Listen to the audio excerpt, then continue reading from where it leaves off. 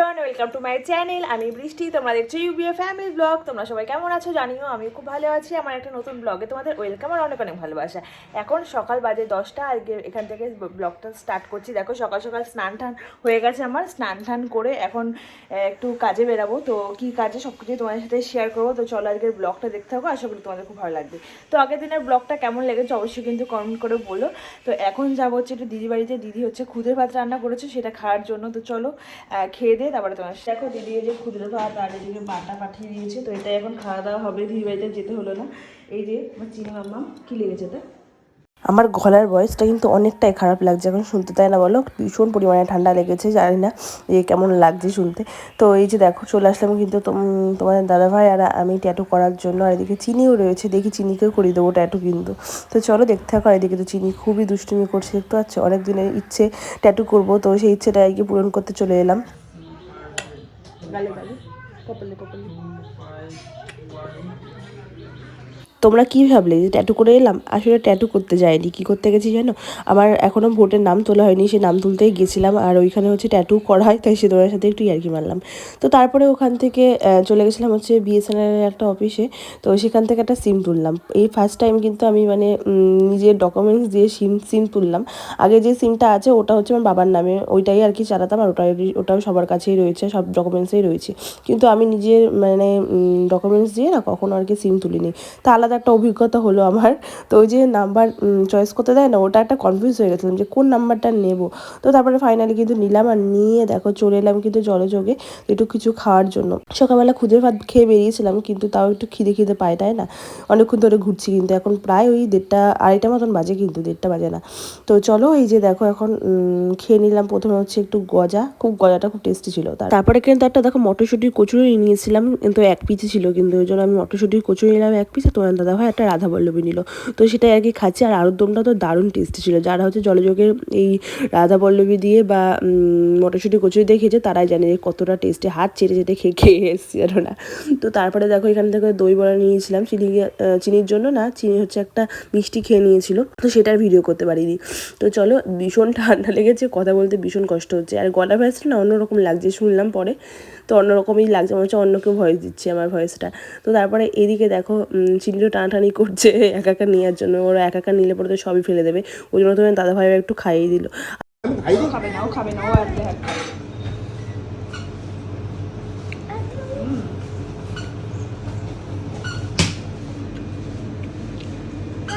তুই খা, আগে তুই খা।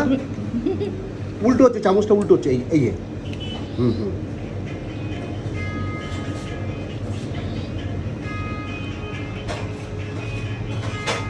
খাও খাও খাও। তারপরে তো দই বড়াটা খেলাম, দই বড়াটাও কিন্তু ভীষণ টেস্টি ছিল। তারপরে দেখো বাড়িতে চলে এসেছিলাম, বাড়িতে এসে তো রান্নাবান্না করে ফেলেছিলাম। মানে সকালবেলা তো ভাত করে গেছিলাম, আর কিছু করে যায়নি, রান্নাবান্না করে। আর আমার যে কী পরিমাণে ঠান্ডা লেগেছে, আজকের থেকে ঠান্ডা লেগে গেছে। ওই সকালবেলা বললাম না মাথা ঘষে স্নান করেছিলাম, ওই থেকে ঠান্ডাটা লেগেছে। আর ওই চুল ভেজা ছিল, তারপরে চুল মানে বাঁধা অবস্থায় ঘুরেছি।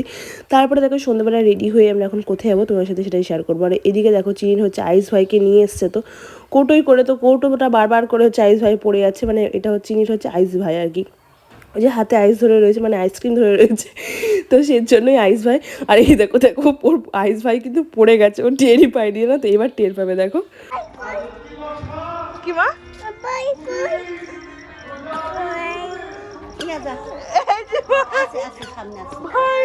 এই যে কোলে, এই যে কোলে ভাই বারবার করে পড়ে যাচ্ছে শুধু। ভাই নে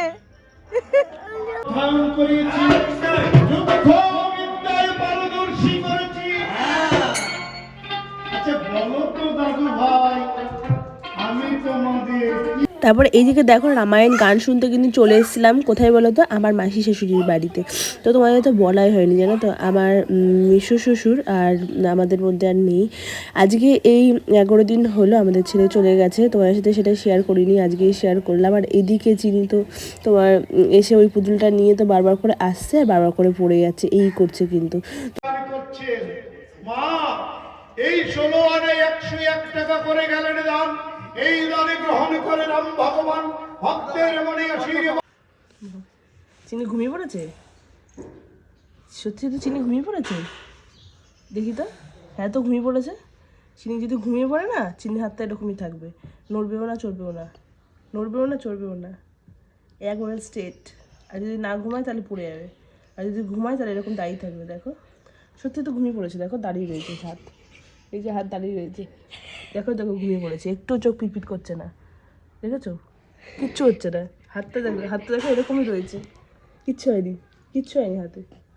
হাতে ব্যথা হয়ে গেলে বসে পড়ে যাবে, ব্যথা হয়ে গেলে পড়ে যাবে।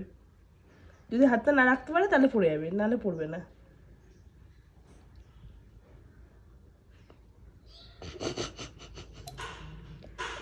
না না, হাত ব্যথা হয়ে গেছে ঘুমাতে ঘুমাতে মনে হয়। ঠিক আছে, আবার উঠেই যেতে পারে। হাত ব্যথা হয়ে গেলে পড়ে যাবে খাটের মধ্যে।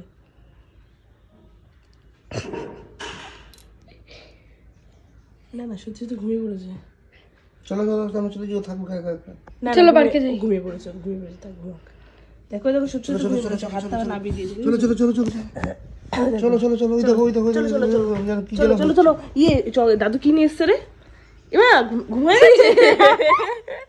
দেখি ঘুমিয়ে গেছে। ঘুমালে